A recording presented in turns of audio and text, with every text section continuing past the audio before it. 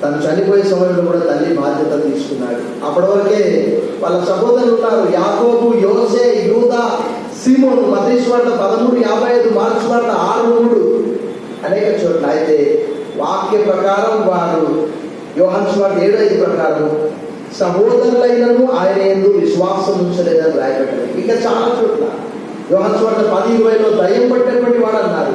లూకా 7:33, మత్తయి సువార్త 11:19. వారెవరు కూడా యేసు ప్రభువుని నమ్మలేదు, ఆయన శక్తిని గ్రహించలేదు. ఇంకా సహోదరులు చాలా మంది ఉన్నారు. We do not know their names exactly, how many were there. మనకు మార్కు సువార్త 6:3 రాయబడ్డది. యాకోబు, యోసే, యూదా, సీమోను ఇతని సోదరి మండలందరూ మనతో కూడా ఉన్నవారు కారా? Is he not the son of carpenter? ఇతను వడ్లవాని కుమారుడు కాడా? అయితే ఆ బాధ్యత యేసు ప్రభు తీసుకొని ఆధ్యాత్మిక సంబంధమైనటువంటి శిష్యుడు రొమ్మున అనుకున్నటువంటి యోహానుకు ఆ బాధ్యత ఇచ్చాడు. తర్వాత మన కొరకై ఆయన విడవబడ్డాడు. నా దేవా నన్ను ఎలా ఆయన విడవబడకపోతే చాలా ప్రశ్నలు చాలా మందిలో ఉన్నాయి. ఒక యవనస్తుడు అడిగాడు, ఒక యంగ్ బాయ్, చాలా కాలం క్రితం, ఒక 3 సంవత్సరాల క్రితం, మాస్టర్ మన పాపాలు ఎప్పుడు యేసుప్రభుపై మోపబడ్డాయి, మన పాపాలు ఎప్పుడు ట్రాన్స్ఫర్ అయ్యాయి? చాలాసార్లు మీకు చెప్పారు. ఆయన పాప శరీరాకారంతో అతను నలుగుబట్టుటకు యెహోవాకు ఇష్టమాయె. It was the will of God to crush him. యెషయా గ్రంథం 53లో రాయబడింది ఆ విషయం 10వ వచనంలో. ఆయన విడవబడిన తప్ప మనము దేవుడితో సమాధానం కలిగలేము. తర్వాత తప్పి కొనుచున్నానంటే ఆయన లేఖన ప్రకారం తప్పి ఉన్నాడు, ఆత్మల కొరకై దాహం కొని ఉన్నాడు. తర్వాత సమాప్తమైనంటే ఆయన ఈ లోకానికి వచ్చి పాపములకు వెల చెల్లించడము సమాప్తి. మనుషులందరూ ఒకసారి చనిపోవాలని నియమించాడు. మానవుల పాపాల కొరకై ఒకసారి ఆయన వెల చెల్లించాడని ఎబ్రీ పత్రిక 9:20లో రాయబడింది. తర్వాత ఫాదర్ ఇంటూ దై hands I commit my spirit. తండ్రి నీ చేతికి ఆత్మను అప్పగిస్తున్నాను. గోతికి కాదు, శ్మశానానికి కాదు, చీకటికి కాదు, దేవుడికి అప్పగించాడు. అయితే చూడండి, మానవులు ఎలా ఉన్నారంటే తల కోసి ముందు పెడితే అబ్బాయి ఇది వేసవి కాబట్టి భలే పుచ్చకాయ ఇది ఫ్రిడ్జ్ లో పెట్టుకొని కోసుకొని తిందామని అంట. యేసు ప్రభువు చూడండి, అపొస్తలుల కార్యం 1వ అధ్యాయం 4వ వచనంలో కొంత సమయం మనం వాక్య ధ్యానంలో బైబిల్ ఉన్నటువంటి వారు వేగంగా మనం కొన్ని సత్యాలు తెలుసుకుందాము. అపొస్తలుల కార్యం 1:4లో అక్కడ ఏమని రాయబడ్డదంటే,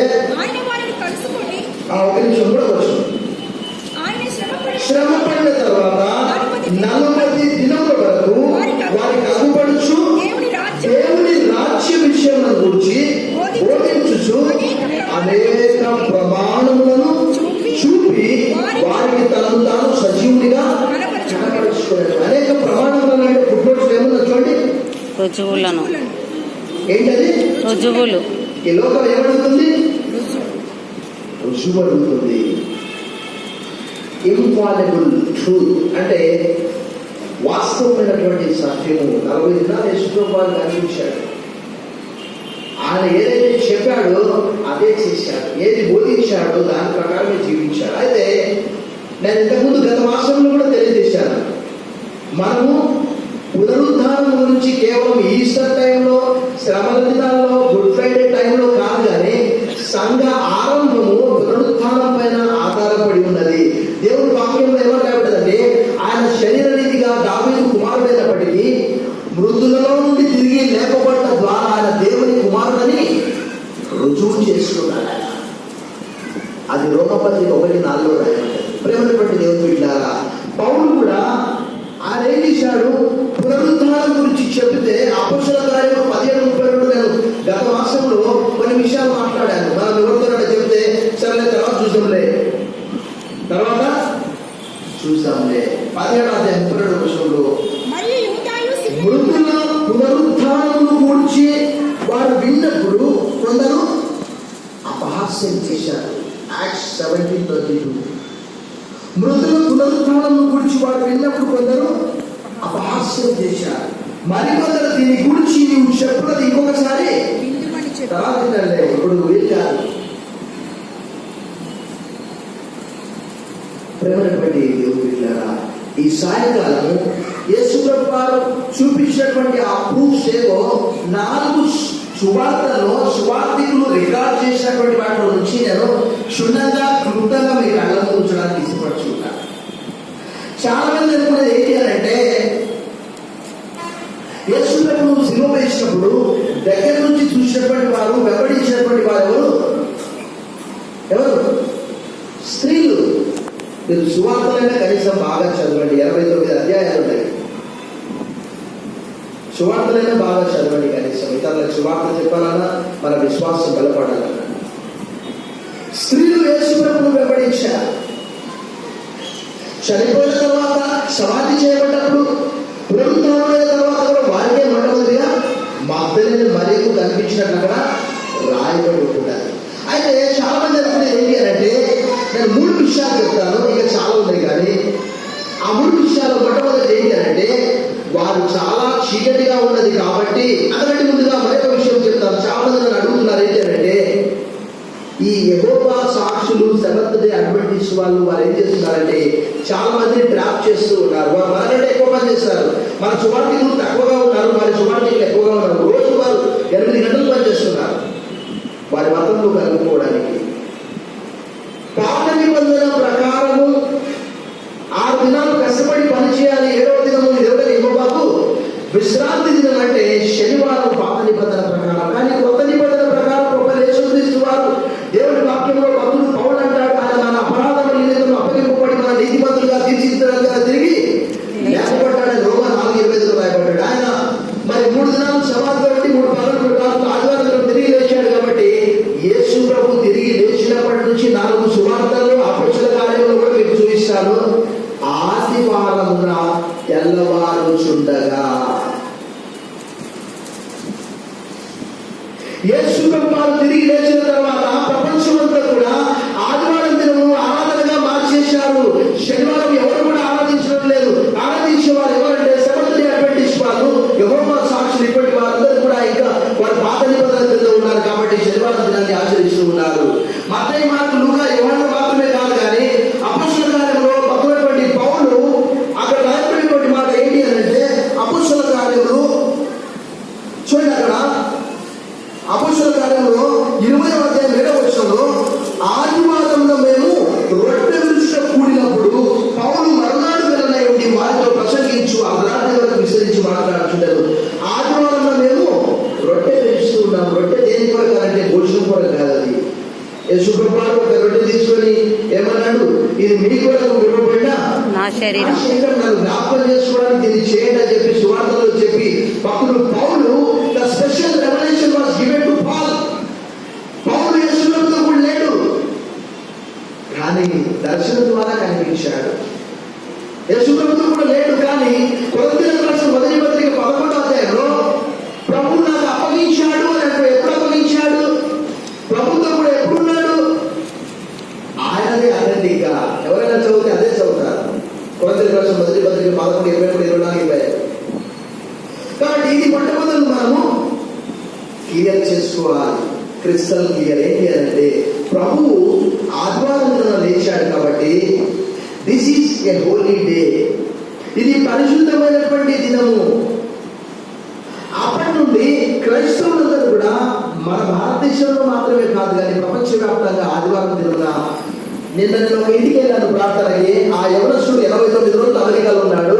అతను ఏం చెప్తున్నాడంటే, ఆదివారం రెస్టారెంట్లన్నీ బంద్ ఉన్నాయి, చాలా పెట్రోల్ బంకులు బంద్ ఉన్నాయి, ఎందుకంటే వాళ్ళందరూ చర్చికి వెళ్తున్నారని చెప్పాడు. దేవుడికి స్తోత్రం. నాగాలాండ్కి వెళ్ళాను నేను 2011లో నా బీడీ కాన్వొకేషన్ కొరకు. అక్కడికి కూడా చూస్తే ఆదివారం రోజు ఎటువంటి చర్చెస్ అంటే అక్కడ 90% క్రిస్టియానిటీ కాబట్టి అక్కడ ఒక్కొక్క చర్చ్ ఒక 2,000 మంది, 3,000 మంది, 4,000 మంది, 5,000 మంది బట్టే చర్చ్. నెల్లూరు జనాభా 10 లక్షలు అని చెప్తారు. 10 లక్షల మందికి సరిపడా చర్చెస్ ఉన్నాయి ఎక్కడన్నా? లేవు. లోన్ స్టార్లో 1వ సర్వీస్కి వస్తే 2,000 మంది రావచ్చు. 2వ సర్వీస్కి వస్తే ఒక 1,200 మంది, 1,500 మంది రావచ్చు.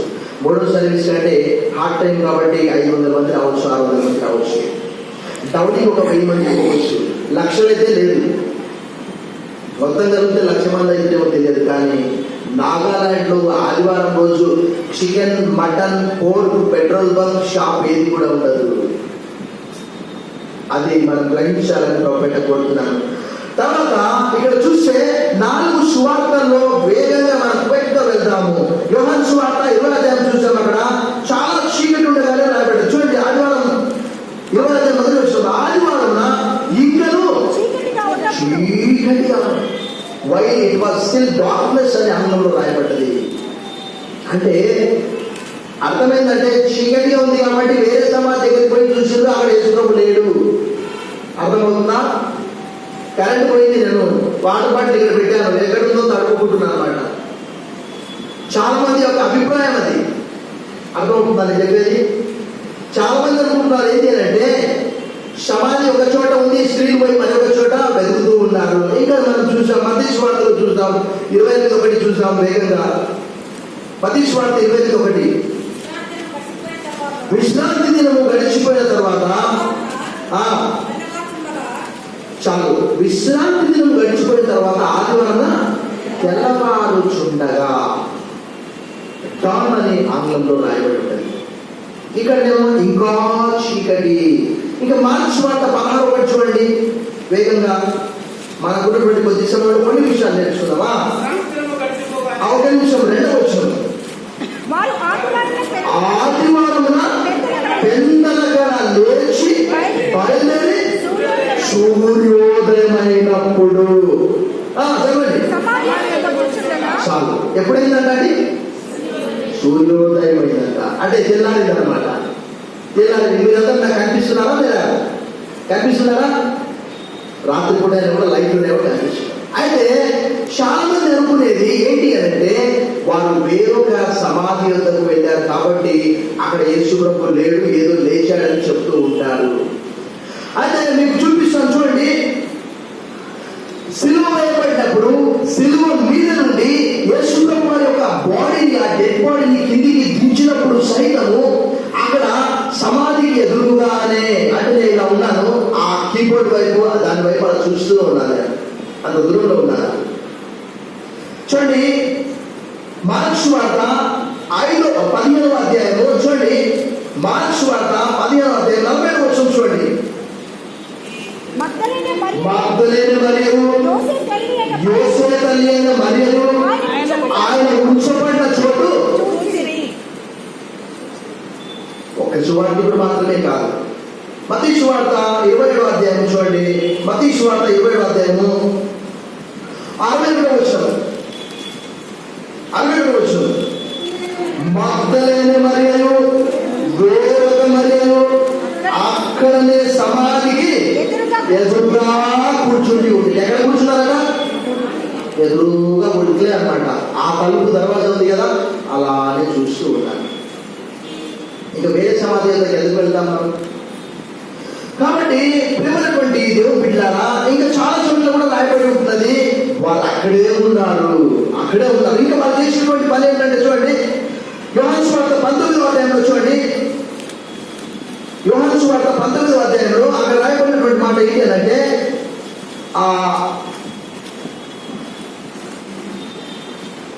అక్కడ 19వ అధ్యాయంలో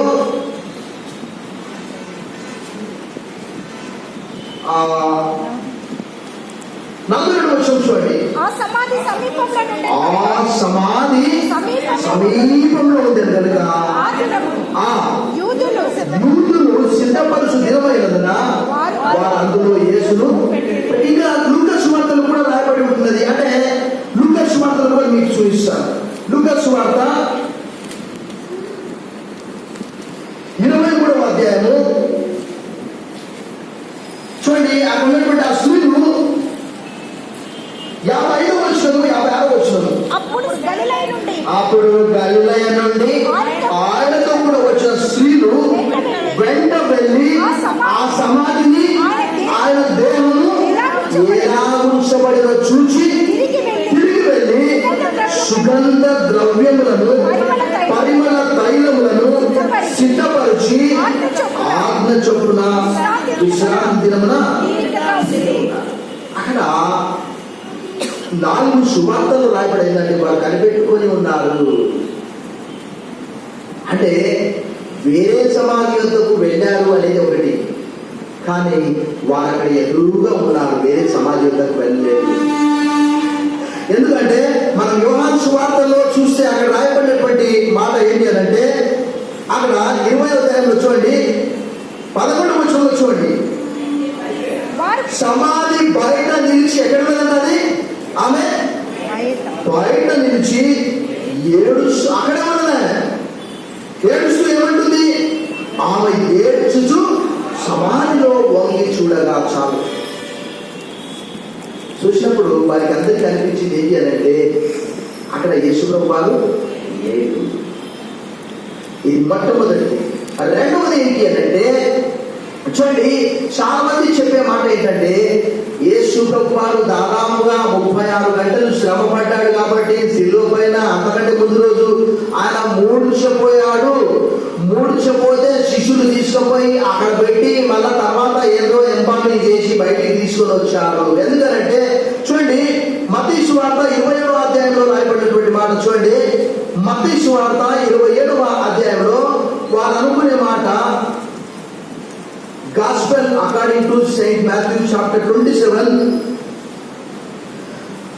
అక్కడ 63వ వచనంలో చూడండి, అయ్యా ఆ వంచకుడు సజీవుడై ఉన్నప్పుడు 3 నెలల తర్వాత నేను లేచనని చెప్పినది నాకు అంత మట్టుకల జ్ఞాపకం పెట్టుకున్నాను చాలే.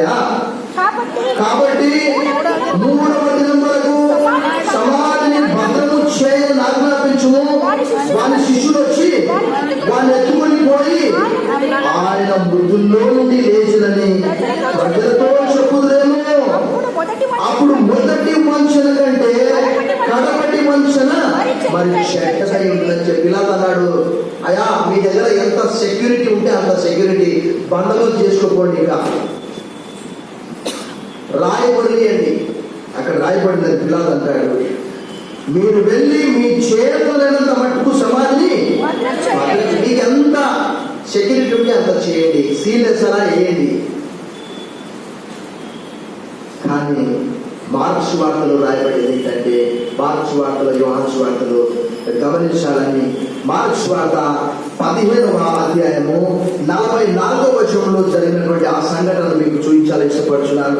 మార్క్స్ వార్త 10:44, పిలాతు ఆయన యుద్ధంలోనే చనిపోయారా అని ఆశ్చర్యపడి ఒక శతాధిపతిని తన ఎదురు పిలిపించి ఆయన యుద్ధంలోనే చనిపోయారా అని అతన్ని అడిగారు. అక్కడటువంటి వారు చచ్చిపోయారా లేదని యోహాను సువార్త 19వ అధ్యాయం 34 వచనం, యోహాను సువార్త 19:34, సైనికులలో ఒకడు ఈటెతో ఆయన ప్రక్కను పొడిచెను, వెంటనే రక్తము నీళ్లను. చచ్చిపోయాడా లేదని చెప్పి మనమైతే మనకు తెలిసిన భాష ఏంటంటే, యేసుప్రభు వారు శిలువపైన ఉన్నాడు కాబట్టి మనకు తెలియదు. కింద ఉన్నటువంటి వాళ్ళకైతే ప్రతి ఒక్కరికి జ్ఞానం ఉన్న వాళ్ళు ఏం చేస్తారంటే ఫస్ట్ ఏం చూస్తారు, పల్స్ చూస్తారు. వీరు పైన ఉన్నారు కాబట్టి పెద్ద ఈట తీసుకొని కూర్చారు. కూర్చితే మరి ఆ సైనికుల మీద కూడా ఆ నీళ్లు రక్తము పడిపోయాయి. అక్కడ రాయబడి అప్పటికైనా 36 గంటలు శ్రమపడి, అఫ్కోర్స్ యేసుప్రభు 40 పగలు 40 రాత్రులు ఉపవాసం ఉన్నాడని మత్తయి సువార్త 4 గంటలు రాయబడ్డది. ఆయనకు ఆహారం గురించి చింత కాదు, కానీ లేఖనాల ప్రకారం ఆయన చనిపోవాలి కదా. యేసుప్రభు వారు ఒక మాట చెప్పాడు చూడండి, మత్తయి సువార్త 26వ అధ్యాయంలో గెత్సెమనే తోటలో చూడండి, మత్తయి సువార్త 26వ అధ్యాయంలో ఏమన్నాడంటే 53వ వచనంలో, ఈ సమయంలో నేను నా తండ్రిని వేడుకొనలేనా, నీవు వేడుకొన్న ఎడల ఆయన 12 సేనా వ్యూహముల కంటే, అంటే వ్యూహం ఒకటికి 6,000 మంది యోధులు, అంటే 12 సేనా వ్యూహాలు అంటే 72,000 మంది యోధులు వచ్చి అక్కడ ఉన్నటువంటి రోమా సైనికులు మహా అంటే 100 మంది ఉండొచ్చు, వాళ్ళందరినీ ఖైమా కిచిడి చేసేస్తారు. యేసుప్రభు ఏమన్నా చూడండి 54వ వచనం, నేను వేడుకొని ఎడల ఈనాడు జరగవలన లేఖనము ఎలా నెరవేరుతుంది? ఆయన తప్పించుకొని పోతాడు భయపడి మరణానికి. యేసుప్రభు శిష్యులతో చెప్పాడా, శిలువ పైన నేను మూర్చిపోతా, మీరు తీసుకొచ్చి అక్కడ ఎంబామింగ్ చేసి మళ్ళీ లేపాడని చెప్పాడా? నేను చచ్చిపోతానని మొదటి నుంచి చెప్తూనే ఉన్నాడు. ప్రేమను బట్టి దేవుడు వింటారా, ఇది చాలా మంది అంటే ఆయన అంతకంటే ముందుగా మన దేవుడు చూసాం కదా, ఉదయం 9 గంటలు మొదలుకొని మధ్యాహ్నం 3 గంటల వరకు మార్క్స్ వార్తలు రాయబడ్డ దగ్గర, మార్క్స్ వార్త 15వ అధ్యాయంలో చూడండి, అక్కడ మార్క్స్ వార్త 15వ అధ్యాయంలో యేసు ప్రభువు చేసినటువంటిది gospel according to Saint Mark chapter 15. Mark's వార్తలు అక్కడ రాయబడినటువంటి మాట ఏంటి అంటే 33 నుంచి రాయబడినటువంటి మాట. 3 గంటల వరకు ఆ దేశమంతటను చీకటి కమ్మెను. 3 గంటలకు యేసు ఎలోయి ఎలోయి లమా సబక్తాని అని బిగ్గరగా కేక వేశారు. ఆ మాటలకు నా దేవా నా దేవా నన్నెందుకు చెయ్యి విడిచి అడుగుతున్నా. 37వ వచనంలో చూడండి, అంతటా యేసు గొప్ప కేక వేసి, చూడండి ఎంత మూర్ఖంగా ఆలోచన చేస్తూ ఉన్నారు. మొట్టమొదటి ఏంటి అంటే, మరి ఆ సమాధి వేరే సమాధి వద్దకు వెళ్ళారు కాబట్టి నేను నెల్లూరులో కొన్ని ఇల్లు కన్ఫ్యూజ్ అవుతుంటాను. ఏంటి అంటే లేనంత ఒకటే ఉంటుంది, వేరే వాళ్ళ ఇంటికి పోయి చూస్తే అది హిందువుల ఇల్లు ఉంటుంది. కానీ మీరు అలా కాదు, అక్కడే సమాధి దగ్గరనే కనిపెట్టుకొని ఉన్నారు వారు. ఎందుకంటే ఎప్పుడు తెల్లాడుతుంది, ఎప్పుడు ఆయన యొక్క దేహానికి ఎంబామింగ్ చేయాలి. ఎందుకనంటే మరి అక్కడ రాయబడినటువంటి మాట మనం చూస్తే మత్తయి, మార్కు, లూకా, యోహానులో రాయబడినటువంటి మాట ఏంటి అంటే, అక్కడ యోహాను సువార్తలో మనం చూసాం 19వ అధ్యాయంలో చూపిస్తాను మీకు. యోహాను సువార్త 19వ అధ్యాయంలో రాయబడినటువంటి మాట ఏంటి అంటే 39వ వచనం 40వ వచనం, మొదట రాత్రి వేళ ఆయన ఎదురుకు వచ్చిన నికోదేము కూడా గోధుమతో కలిపిన అగరు ప్రమాదమి 180 సేర్ల ఎత్తు తెచ్చారు. అంతటి వారు యేసు దేహమును ఎత్తుకొని వచ్చి యూదులు పాతిపెట్టు మర్యాద చొప్పున ఆ సుగంధ ద్రవ్యము దానికి పూసి. ఈ నారపట్ట ఎలాంటిది అంటే లాజరు చనిపోయినప్పుడు ఎలా చేశారు ఒక్కసారి చూడండి. యోహాను సువార్త 11వ అధ్యాయం అంటే లాజరు 11వ అధ్యాయము 44వ వచనంలో చూడండి, చనిపోయిన వాడు కాళ్ళు చేతులు పులేత వస్త్రములతో కట్టబడ్డవాడై వెలుపలికి వచ్చెను, అతని ముఖములకు రుమాలు కట్టి ఉండెను. అంతటా యేసు మీరు అతని కట్లు విప్పి పోనీడని వారితో చెప్పారు. యేసు ప్రభువు లేచినప్పుడు మత్తయి, మార్కు, లూకాలో కంటే యోహాను సువార్త 20వ అధ్యాయంలో రాయబడినటువంటి మాట. ఇప్పుడు మీకు ఒక చిన్న ప్రశ్న.